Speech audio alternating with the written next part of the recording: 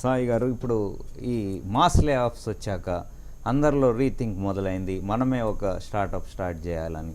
So స్టార్టప్స్కి ఏమైనా ఇది ఒక ఆపర్చునిటీ అనుకోవచ్చా ఎట్లా? అవునండి, ఎక్సలెంట్గా మీరు ఖచ్చితంగా అండి. బికాస్ ఆఫ్ మీరు చూసుకుంటే కనుక అంటే 2023 ముందు ఏదైతే బిపిన్ గారు ఒక మాట అన్నారు ఇందాక, కంప్యూటర్ అండ్ ఎక్విప్మెంట్ ఇన్ఫ్రాస్ట్రక్చర్.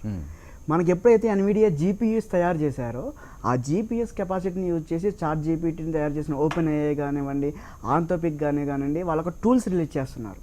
ఆ టూల్స్ రిలీజ్ చేసినప్పుడు కూడా వాళ్ళు కూడా ఒక స్టార్టప్గానే స్టార్ట్ చేయారు. ఫస్ట్ మీకు ఆంథ్రోపిక్ ఎగ్జాంపుల్గా చూసుకుంటే కనుక ఆటోమేషన్లో ఫస్ట్ టూల్ తీసుకొచ్చారు. ఫస్ట్ టూల్ తీసుకొచ్చినప్పుడు ఏమైందంటే మొత్తం ఐటీ కంపెనీస్ అనేది కూడా ఆటోమేషన్ కూడా ఏ ఎంటర్ అవుతుంది అనేది అక్కడ ఒక భయం పుట్టుకుంది. సెకండ్ టూల్ వాళ్ళు ఏం తీసుకొచ్చారు, రెండోది సైబర్ సెక్యూరిటీ మీద డేటా సెంటర్స్ కూడా మేము కూడా ఏని క్రియేట్ చేస్తామని తీసుకొచ్చారు. మీకు ఇక్కడ మనం చెప్పుకోవాల్సిన అవసరం ఏంటంటే సార్, ఈ ఆంథ్రోపిక్ ఏదైతే స్టార్టప్ ఉందో అది ఏదైతే ఉందో ఆ ఆంథ్రోపిక్ యొక్క ఆటోమేషన్ యూజ్ చేసుకుని ఇరాన్లో జరుగుతున్న యుద్ధంలో ఖమేనీని చంపడానికి వాళ్ళ ఆటోమేషన్ యూజ్ చేసి వాళ్ళు ప్లాన్ చేశారు. అంటే దీన్ని బట్టి మీరు చూసుకుంటే కనుక స్టార్టప్స్కి ఎటువంటి అవకాశాలు ఉన్నాయంటే, ఆర్టిఫిషియల్ ఇంటెలిజెన్స్ అనేది ఒక ఐటీ రంగమే కాకుండా defence, aerospace, semi conductors and అన్ని సెక్టార్లో కూడా దీన్ని ఉపయోగించడానికి చాలామంది దీనికి మీద ఆసక్తి చూపిస్తున్నారు.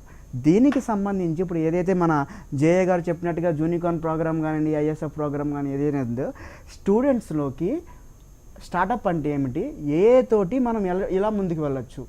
ఇప్పుడు సార్ రాజేష్ గారు కూడా ఉన్నారు. ఒక ఏంటంటే ఇప్పుడు నార్మల్గా మీరు ఇండియాలో చూసుకుంటే కనుక ఇండియాలో ఐటీ సెక్టర్ ఎందుకు ఉంటుందంటే, మన ఐటీ ఎంప్లాయీస్ మిగతా ఫారెన్స్ చూసుకుంటే తక్కువ ఖర్చుతో వాళ్ళు వర్క్ చేస్తారు, పని చేస్తూ ఉంటారు.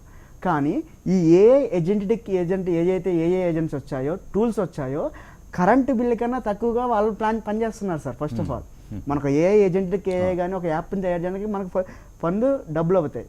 దాని తర్వాత ఎంప్లాయీకి ఇచ్చే శాలరీ ఎంత ఉంటుంది, ఒక ఏజెంట్కి కానీ ఒక యాప్ని రన్ చేయడానికి ఎంత ఉంటుంది. అటువంటి టూల్స్ని మనం తీసుకురావడానికి ఇది స్టార్టప్స్కి ఒక మంచి ఆపర్చునిటీ.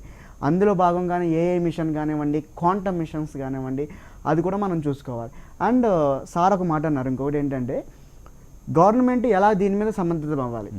ఇప్పుడు జరుగుతుంది ఏంటంటే సార్, ఇప్పుడు కానీ లాస్ట్ 3 years కానీ ఏంటంటే ప్రతి కంపెనీ కాలేజెస్కి వెళ్ళి రిక్రూట్మెంట్ చేసుకున్నప్పుడు వాళ్ళకి ఒకటి ఇస్తారు, LOI అంటారు, లెటర్ ఆఫ్ ఇంటెంట్.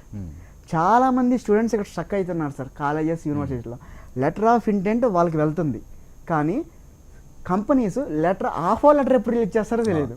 పాపం ఇంకా వాళ్ళు LOI వస్తుంది, దాన్ని ఆనర్ చేయట్లేదు. 2-3 years కూడా స్టూడెంట్స్ దాని మీదే ఫోకస్గా దాని మీద ఉంటున్నారు. దాంట్లో ఏంటంటే లెటర్ ఆఫ్ ఇంటెంట్ ఇచ్చినప్పుడే ఒక 3-4 monthsలో మీరు వెళ్తున్నారు, మేము రిక్రూట్ చేసుకుంటున్నామని ఒక క్లారిటీ వాళ్ళకి ఇస్తే, దానికి తగ్గట్టుగా స్టూడెంట్స్ ఒక అప్ స్కిల్లింగ్ చేయడానికి ఏఐ మీద వెళ్ళాలా, డేటా సెంటర్స్ మీద వెళ్ళాలా, లేకపోతే ML మీద వెళ్ళాలా అనేది కూడా వాళ్ళకి బాగా యూజ్ అవుతుంది అనేది మనం చూసుకోవాలి సార్. రైట్.